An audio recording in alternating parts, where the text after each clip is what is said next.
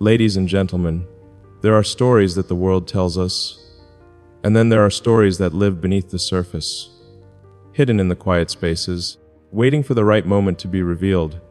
What you think you know about an engagement ring is probably very simple, a symbol of love, a tradition, perhaps a shiny object that carries sentimental weight. But what if I told you that the real story behind one engagement ring is not about diamonds, not about luxury, not even about tradition? What if the story is about something far more profound, about consciousness, memory, biology, and the way we humans assign meaning to objects that otherwise would be nothing more than atoms arranged in a lattice? This is not merely the story of a piece of jewelry. It is the story of how the human brain encodes love, sacrifice, and destiny into a single object, so deeply that when you hold it, you are not just holding matter, you are holding memory, history, and intention. And when we strip away the romantic language, when we study this from the lens of neuroscience and human psychology, we discover something fascinating. The ring is not an accessory, it is an anchor that ties together biology, emotion, and the possibility of an entire future. Think about it. For centuries, cultures across the world have placed enormous importance on symbols, rings, amulets, necklaces, artifacts. A circle carved in stone, a band of metal, a woven cord. These things by themselves are ordinary, and yet they become extraordinary when we pour meaning into them. What makes this possible? It is the uniquely human capacity to connect objects to stories, and stories to emotions, and emotions to identity. The engagement ring I am speaking of is not about wealth or extravagance.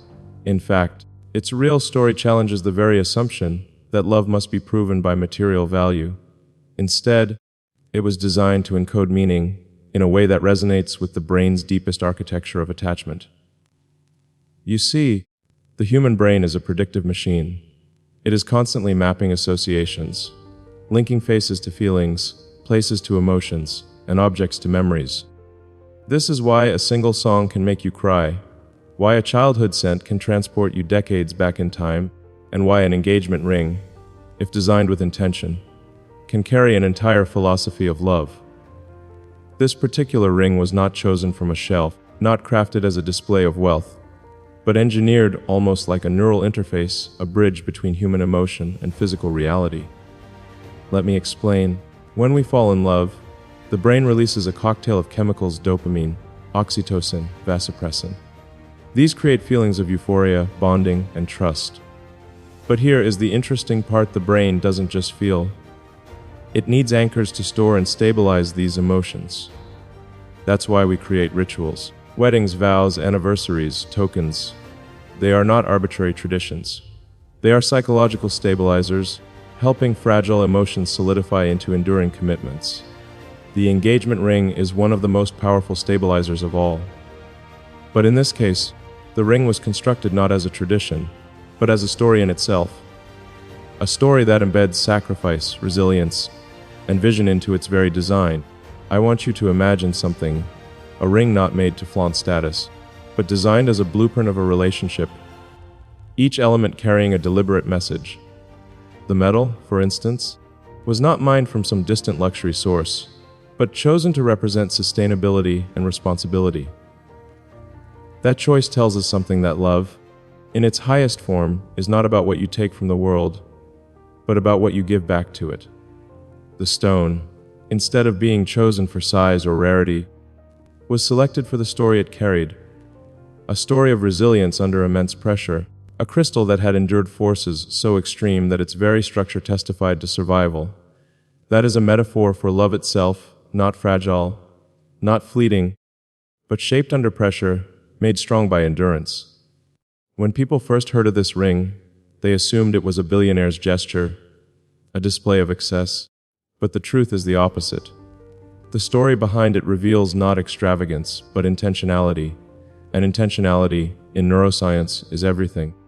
We know from decades of brain research that what gives objects meaning is not the object itself, but the narrative we attach to it.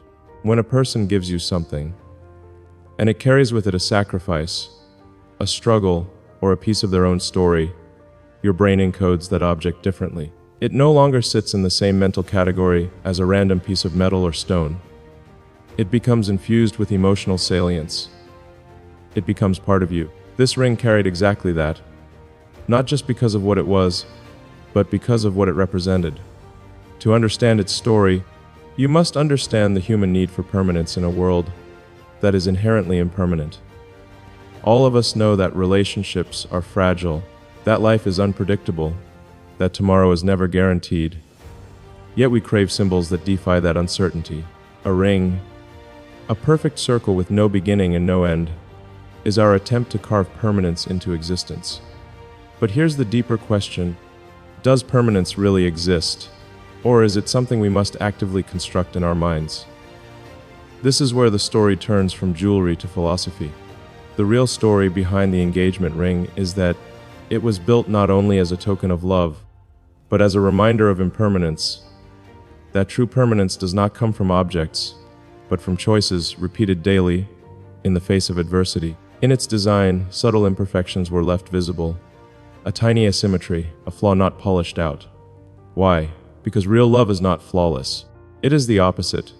It is the willingness to embrace imperfection, to see beauty in what is incomplete. When I look at this story, I see not just romance, but science, because human attachment thrives not in perfection, but in vulnerability. Neuroscientific studies show that we bond more deeply when we share flaws, when we allow ourselves to be seen fully, rather than presenting an idealized image. This ring was a symbol of that truth. It rejected the sterile perfection of machine, polished gems, and instead embodied the rawness of authentic connection. But let's go deeper still. There is something remarkable about how we humans externalize our inner worlds. When you hold an object like this ring, you are not just holding metal and stone. You are holding neural patterns, encoded memories, emotional projections. You are holding the invisible architecture of another human being's mind, crystallized into a physical form. And here is where the story of this ring transcends even personal love, because it was created not only as a private symbol, but as a message to the world that love, at its highest level, is not consumption but creation. That message resonates today more than ever. We live in a world where status often overshadows meaning, where people measure love in carats and price tags. But the real story behind this ring dismantles that illusion. It tells us that the value of a symbol is not in its cost, but in the intention and sacrifice behind it. Now let me pause for a moment and share a memory that illuminates this truth. Years ago, I spoke with a scientist who had lost his wife. She had worn a simple silver ring, inexpensive by any standard. After she passed away, that ring became the most valuable object in his life. Not because of what it was, but because of what it carried. He told me, "When I touch it, I feel her presence. It is as if my brain has stored her essence inside the metal." That is how human memory works. Objects become vessels. They are not inert. They are alive with the stories we pour into them. The same principle applies here. The ring we are speaking of is alive with meaning, not just as a romantic gesture, but as a profound experiment in what it means to love in a world of impermanence. And that is the real story. It is not about wealth, not about diamonds, not even about tradition. It is about the human brain's ability to create permanence through meaning, to turn atoms into symbols, to transform a simple object into an eternal anchor. And as we continue this exploration, I want you to hold on to one question. What does it mean when we give someone an object that carries a piece of our soul? Because that is the essence of this story, and it is far greater than any piece of jewelry could ever be. When we give someone an object that carries a piece of our soul, we are engaging in one of the most ancient and mysterious forms of human communication. Long before language evolved, long before symbols were written in stone, humans exchanged tokens. A carved bone, a bead, a stone shaped by hand. These were not just decorations, they were encoded messages of trust, belonging, and connection. The engagement ring we speak of is simply the latest chapter in this ancient story. Yet what makes it fascinating is that it was not constructed out of habit, but out of conscious design, as if to say, "I understand the neuroscience of love, the psychology of memory, and the fragility of time, and I choose to put all of that knowledge into this single object. Consider what happens neurologically when you give such a gift. The act of receiving it activates the brain's reward circuitry. The nucleus accumbens lights up, dopamine floods in, and suddenly this object is forever tagged as special. But what makes it endure is not that first surge of reward. It is the repetition of meaning. Every time the wearer looks at it, touches it, remembers the story behind it, those neural pathways strengthen. It becomes not just a ring, but a neural extension of the relationship itself.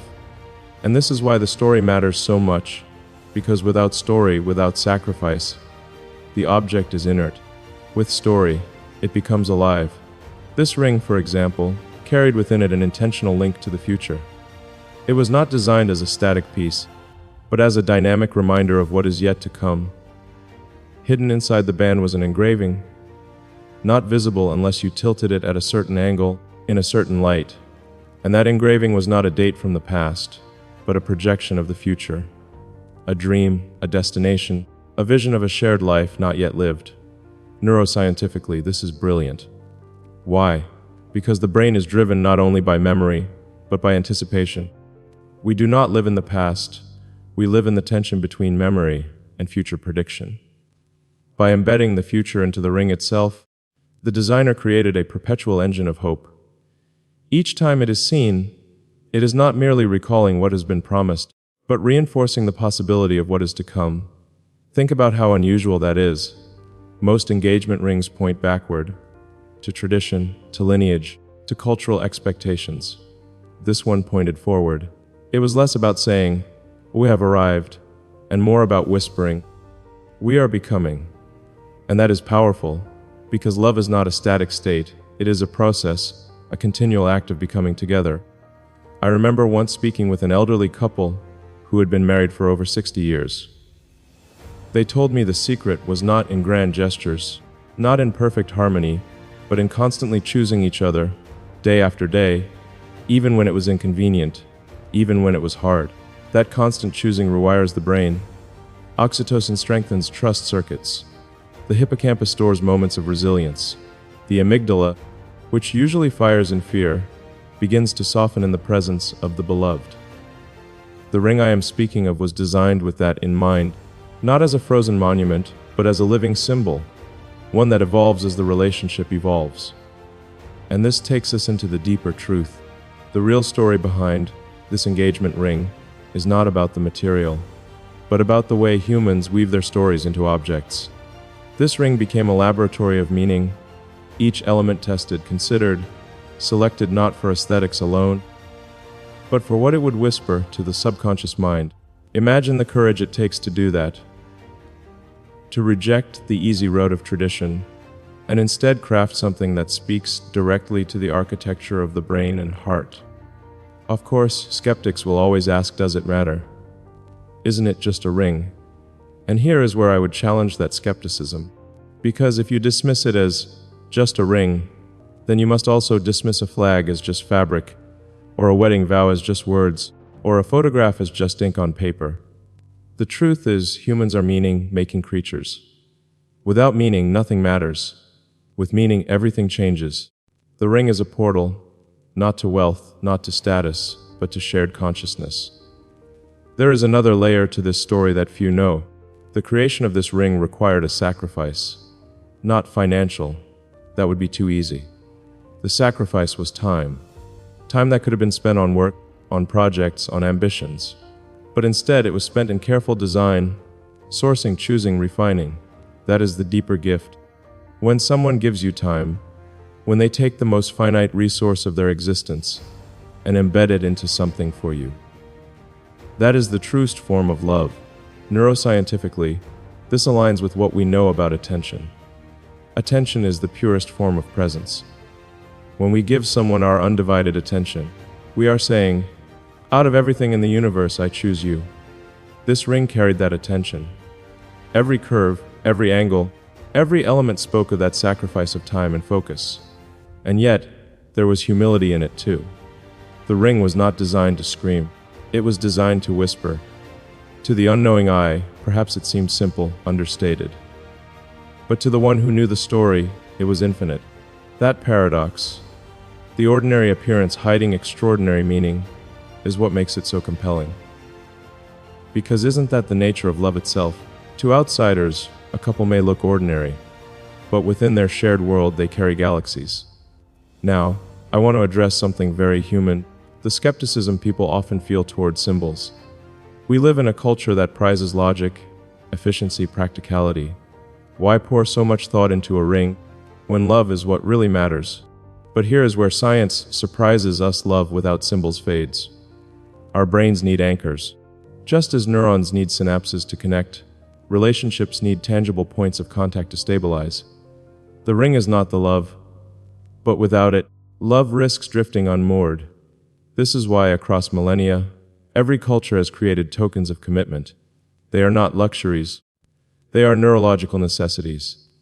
And this particular ring, its real story, teaches us something profound about how to live. That permanence is an illusion, but meaning is real. That wealth is fleeting, but attention is priceless. That perfection is a myth, but imperfection, embraced together, is strength. I once read about an experiment where participants were given 2 mugs, one mass produced, flawless, shiny. The other was handmade, slightly uneven, carrying a tiny chip on its rim. When asked which they would keep, most chose the imperfect one. Why? Because it felt alive, human, real. This engagement ring followed the same principle. It was not flawless. It was human, and that is why it carried so much weight. So, when you ask what is the real story behind this engagement ring, the answer is not in its design alone, not in its stone, not in its price. The real story is that it was constructed as a living experiment in what it means to love. It was proof that love is not found in excess, but in intentionality. That our brains, our hearts, our very identities need symbols to hold on to, and that the most powerful symbols are those crafted with vulnerability, sacrifice, and vision. As I reflect on this, I can't help but think of how objects outlive us. Long after the giver and receiver are gone, the ring will remain, and someone else will hold it and wonder at the story it carries. Maybe they won't know the full truth. Maybe they'll never uncover the deliberate imperfections, the engraved future, the sacrifice hidden in its making. But the essence will still be there, because meaning, once poured into an object, never fully disappears. It echoes, like a memory stored not in neurons, but in matter itself. That is why this story is important, not because of one ring, but because of what it teaches all of us. That in a world obsessed with surfaces, we must dare to create depth. That in a culture that worships perfection, we must dare to embrace flaws. That in a time when love is often measured in numbers, we must remember that the greatest value comes from intention. And if there is one thing I want you to take away tonight, it is this: that when we give someone a piece of ourselves, whether through a ring, or a gesture, or a promise, we are not just giving them an object. We are giving them a map of who we are, and who we hope to become with them. And that is where love becomes eternal. Eternity is not something we can hold in our hands. And yet, paradoxically, we try. We etch it into stone, we melt it into metal, we press it into words that we hope will outlast us. The engagement ring I have been telling you about is one of those paradoxes. A small, finite object that dares to carry an infinite meaning. But perhaps that is the point. We humans are finite creatures with infinite desires, and so we invent symbols to bridge that gap. When we study the brain, we see this paradox everywhere. Neurons fire in electrical bursts lasting milliseconds, yet those fleeting sparks create memories that endure for decades. Proteins break down and rebuild in cycles, yet somehow your identity remains continuous across a lifetime. The ring was designed with this same paradox in mind. Its materials may tarnish, its edges may wear, but the story it carries, if lived fully, will outlast both giver and receiver. That is the miracle of human meaning, making we take the temporary and we make it eternal. But there is another layer to the story, one that speaks less about love as romance and more about love as responsibility. The person who gave this ring understood something that most overlook, that love is not just about two individuals. Love ripples outward. It affects families, communities, and even the future of our species. This ring was crafted with that ripple effect in mind. Its materials were ethically sourced, its design avoided needless waste, its symbolism extended beyond me and you, into us and the world. That decision was not trivial. It was a declaration that true love is not isolation, but contribution. Neuroscience backs this up. Studies show that when we act not just for ourselves, but for the greater good, our brains release oxytocin at even higher levels. Generosity strengthens bonding, not just with the partner, but with humanity as a whole. By embedding responsibility into this symbol, the ring became not just a token of personal commitment, but a commitment to the planet, to the generations that will inherit it. That, to me, is astonishing, because it shows us that love can be engineered not only to last within two people, but to expand far beyond them. And yet, for all its design, for all its science, for all its intentionality, the true power of this ring comes down to something simpler, something raw: vulnerability. To give an engagement ring is to make yourself vulnerable. You are saying, "Here is a piece of myself, and I trust you not to break it." That act, psychologically, is one of the riskiest and most courageous things a human can do. And yet, it is also the very thing that makes life worth living. Without that leap of faith, there is no connection, no intimacy, no shared future. The ring, then, is not just a symbol of what is promised, but of the risk we are willing to take for love.